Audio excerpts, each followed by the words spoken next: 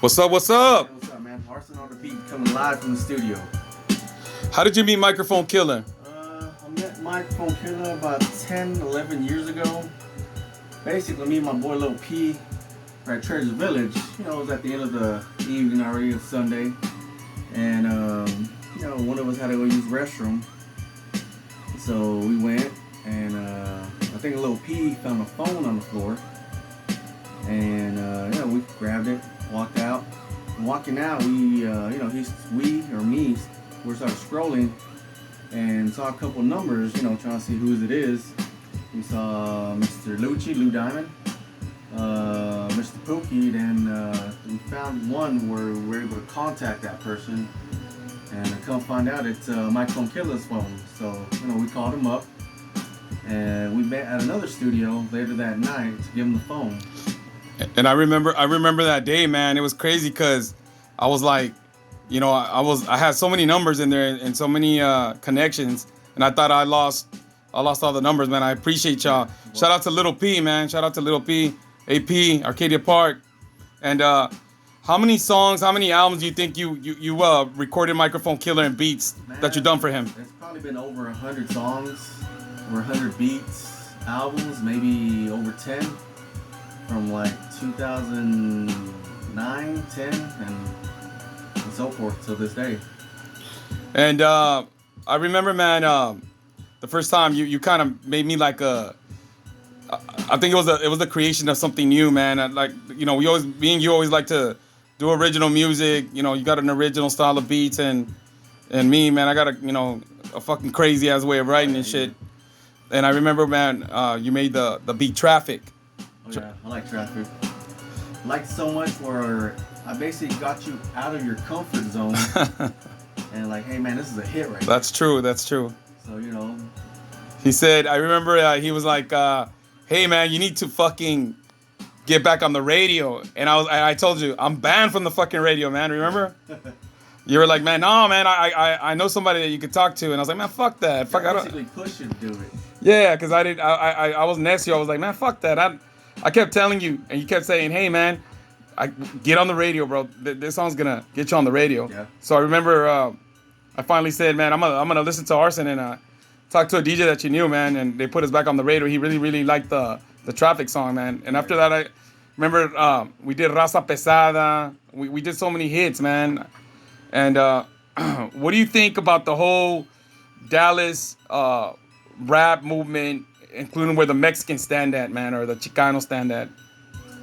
I see potential, and basically it's all about promotion, and there's different ways of doing it, and you just have to find the right way to do it right now. Because right now it's all social media.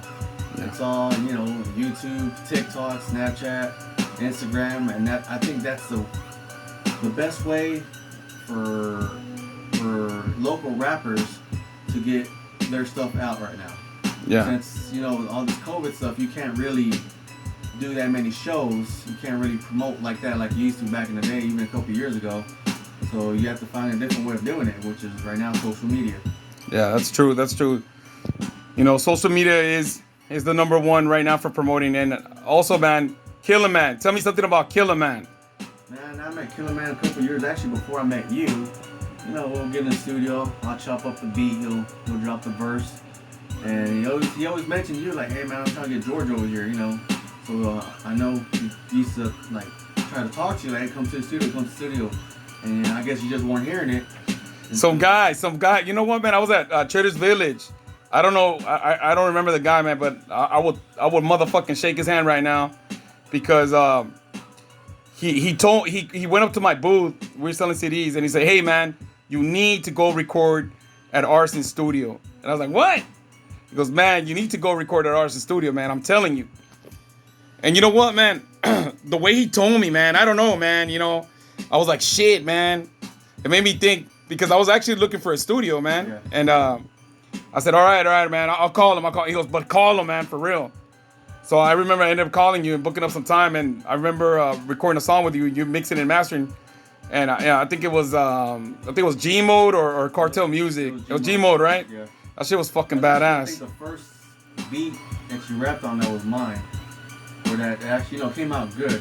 Yeah, I was like, man, the vocals are there. We needed something original for me. I said, man, this Arson's on fucking beast mode, man.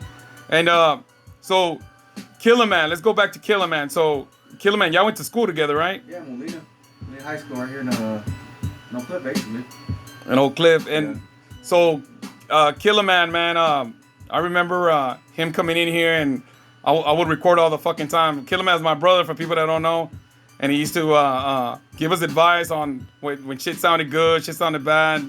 Yeah, he was basically very blunt. He'll like tell you if you don't like it or not, he's gonna tell you how it is, which is a good criticism. Yeah. If it's bad or good, he's gonna tell you. Yeah. And another thing, what about any memory of Dirty D, Daniel Ruiz? Man, I love Dirty D too. Homie was like a brother, basically, man. He was like real humble, always like basically polite, and just someone that you actually enjoyed being around with. Yeah, man, he was a really cool guy, man. Any advice that you have for younger people trying to get into the music industry?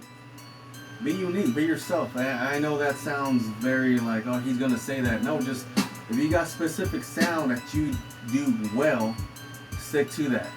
You might change up the beat here and there to something that's more modern or something old school, but it has to be you. You don't want it to sound forced. Sound original, right? Be original. Basically, be you. Yeah. What do you think? What do you think that? How many people have you recorded? That you feel like you recorded? Man, it's been over 100 people. Can you name some that you really like working with? Who I like really? Yeah. Like working with, man. A lot of them, man. Like for example. Mr. Pookie, Mr. Lucci. Mr. Lucci, of course, legends. Even when I was still in high school and that album came out, that Mr. Pookie dropped, man, I fell in love with him. I was like, one day, man, I want to record him. I remember going down to West Dallas. I forgot, it was Land One Stop. Yeah, Land One Stop. And I bought the album over there, CD. Like, just rolling around, and I like the music, but I had different ways of like thinking of it. Like, man, since I'm doing music, one day I want to record them, and I got to record them finally a couple years ago. And this last question: What do you think the microphone's influence has been in the Dallas music scene or Metroplex? It's been big because he's one of the people that laid a foundation for all these new artists. And even though these new artists like probably don't see it, it's basically like he laid the foundation to someone else following him and somebody else following him, how he did it, to the new artist doing it himself. So it's not saying give up. It's basically saying keep doing what you're doing. And don't give up. No matter what kind of situation you get yourself into. If music's for you, you know it's for you. Yeah, I think that's the most realest shit right there, man.